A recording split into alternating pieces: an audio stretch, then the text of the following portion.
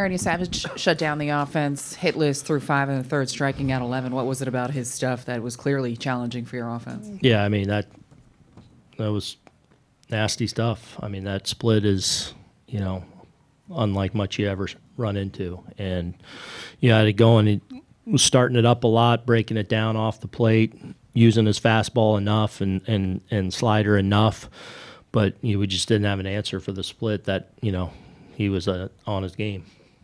Max Fried did not necessarily look like himself. He had been such a stopper for this team all season long. What was different about his stuff this afternoon? Yeah, I don't know. I mean, I'd have to look back and see a couple of but didn't seem to have the same command, probably not getting pitches to where he wanted to get them. Life and everything seemed fine. But just, they obviously had some hard contact. They were able to find some holes with their contact, but just not as sharpest, obviously. More questions?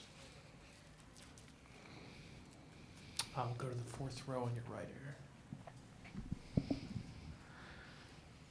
Aaron, having never seen Yesavage before, how much can you prepare for someone, and how different is it once they step in the batter's box, especially with that unique arm angle? Yeah. I mean, you can prepare pretty well. I mean, there's a lot of information, a lot of video, a lot of those things.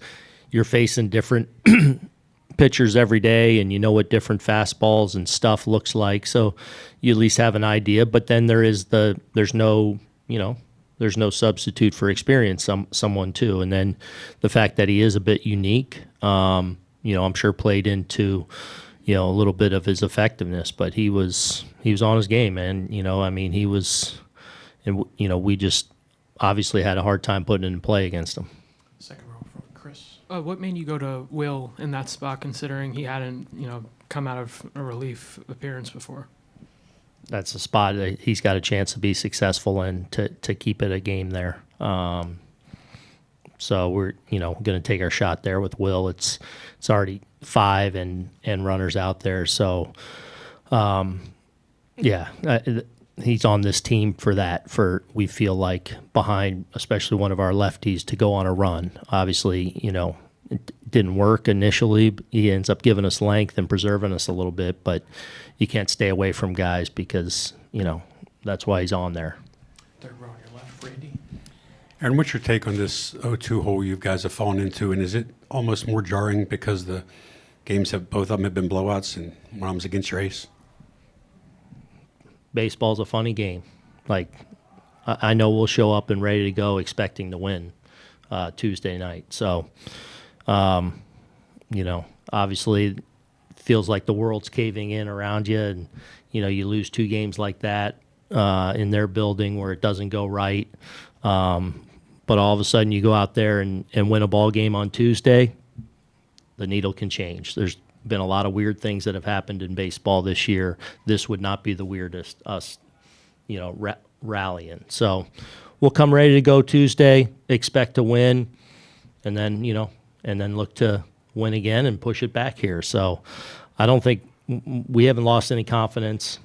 Obviously they've had our number and gotten the better of us so far this year. But I don't think anyone in our room doesn't feel like we can't go out and beat them. So, we got to play better. We got to, pitch and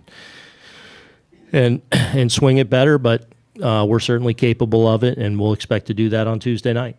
Standing in the back left, Dave. Aaron, just at the start of the fourth, you got worn up pretty fast there with the bottom of the order coming up. So they just seemed on max, I guess, from the beginning with you, getting a lot of good swings off. And yeah. I mean, they were pressuring them all day.